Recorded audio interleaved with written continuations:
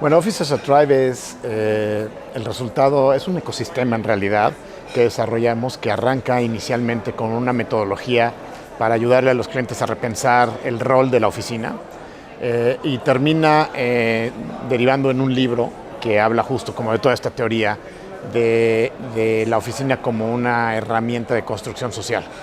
Y la idea un poco es que la pandemia vino a acelerar muchas cosas y de acuerdo con un filósofo polaco, Zygmunt Bauman, el mundo iba a pasar una transición entre un mundo sólido y un mundo líquido. Y creo que la pandemia, posiblemente de las cosas más trascendentes que hizo, fue acelerar esa transición. Y lo que decía Bauman es que para sobrevivir en esa transición había que vivir en una paradoja. Abrazar la tecnología por un lado, no tenerle miedo y embrace it, como dicen los americanos, y por otro lado, buscar y voltear a ver qué nos hace humanos y reconectar otra vez con el origen y con lo que nos hace humanos. Creo que la parte de tecnología ha sido muy bien resuelta en muchas organizaciones y la parte de la ecuación que hace falta es cómo humanizamos la gran mayoría de las experiencias que vivimos, y una de ellas tendría que ser la experiencia de trabajar. La idea atrás de Office as a Tribe es que el ser humano por más de 150,000 años ha utilizado a la tribu y a todo lo que conlleva una tribu como una herramienta de humanización. Y entonces es retomar lo que hemos hecho por 150,000 años, refrasearlo y traerlo a una versión contemporánea y explotarlo en una visión más humana de las oficinas. Bueno, hay varios. El primero es que mientras más estudios y experimentos desde la perspectiva de neurociencia encontramos, más claro nos queda que somos cavernícolas con herramientas sofisticadas. La parte cavernícola de nosotros sigue determinando en gran medida cómo usamos el cerebro, por qué tomamos decisiones como tomamos decisiones, qué consideramos estético, etcétera, etcétera. Entonces, una es, si queremos tener éxito hacia futuro con los retos que nos vamos a enfrentar, tenemos que voltear y entendernos como cavernícolas en muchas cosas. La segunda es que parte de lo que también ha hecho la neurociencia es demostrar que el entorno construido, la arquitectura, no es un elemento ajeno al ser humano, sino es extensión de nuestro proceso cognitivo.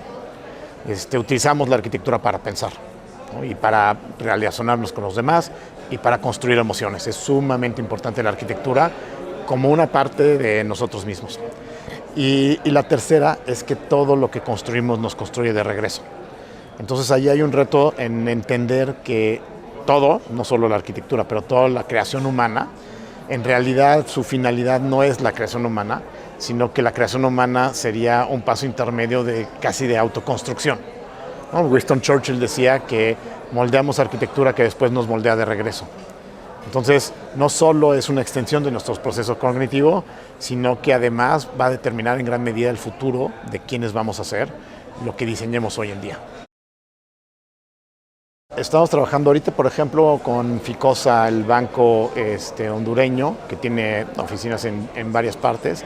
Estamos haciendo también un proyecto para una de las gaseras más grandes de Colombia, que también tiene oficinas en Perú y en Colombia. Estamos trabajando con Mattel en Brasil. Adicionalmente a todos los proyectos que traemos en México y en Europa.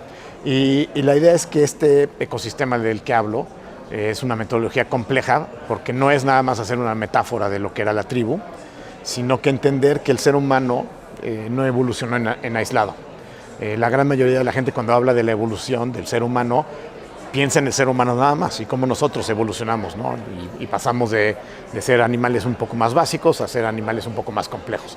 Pero la verdad es que la evolución no sucedió así, la evolución sucedió en un contexto, ¿no? Y sucedió con una serie de herramientas y sucedió con una serie de características alrededor. Coevolucionamos en muchas ocasiones más que evolucionamos. Y esta idea de coevolución, un buen ejemplo es la forma más potente de aprendizaje hoy en día es contar historias. Y esto tiene una explicación de evolución, porque el ser humano contaba historias para aprender alrededor de una fogata por 200,000 años. Pero no es nada más eso. La fogata daba una temperatura de luz muy específica. La fogata no tenía una temperatura de luz de 7,000 kelvins como lo tienes en las oficinas hoy en día. Está demostrado en laboratorio, la Universidad de Valencia demostró recientemente que el peak performance del hipocampo, que es la parte encargada de la memoria de corto plazo del cerebro, está cuando tienes una temperatura de alrededor de 1000-1500 Kelvin. Muy distinta a la luz que utilizamos hoy en día en una oficina. Y esta es una de las importancias de entender que es más allá que nada más una metáfora y que no evolucionamos en aislado, evolucionamos con la luz de la fogata que nos preparó para contar historias y aprender. Cuando tú le empiezas a quitar los componentes a esta coevolución, pues el ser humano no se desempeña como podría desempeñarse a su máximo potencial.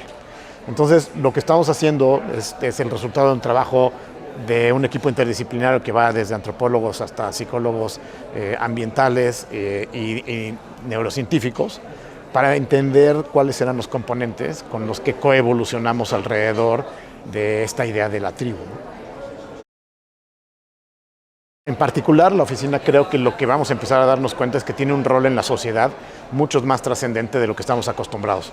O sea, históricamente, principalmente como consecuencia de una tendencia de los 90s, la oficina se veía como una herramienta para una organización, ¿no? Y ahí estaban sus límites. Era como una organización utiliza a la oficina para desarrollarse y producir. Pero es una visión bastante obsoleta. Yo creo que lo que vamos a empezarnos a dar cuenta es que la oficina es uno de los pocos espacios públicos que cuenta la sociedad, que tendría que tener un rol en la sociedad muchísimo más trascendente, ¿no? La oficina es uno de esos pocos espacios donde construimos sociedad, hoy en día. Entonces, imagina un país sin la herramienta más potente para construir sociedad, es un país destinado al fracaso. Como sociedad más amplio que nada más ver cómo le ayudo a mi cliente a hacer más dinero en su empresa. Y entonces creo que lo que va a empezar a suceder es que nos vamos a dar cuenta que el espacio público por excelencia que tenemos hoy en día tiene una responsabilidad y un rol en la sociedad sumamente complejo que va muchísimo más allá de las organizaciones.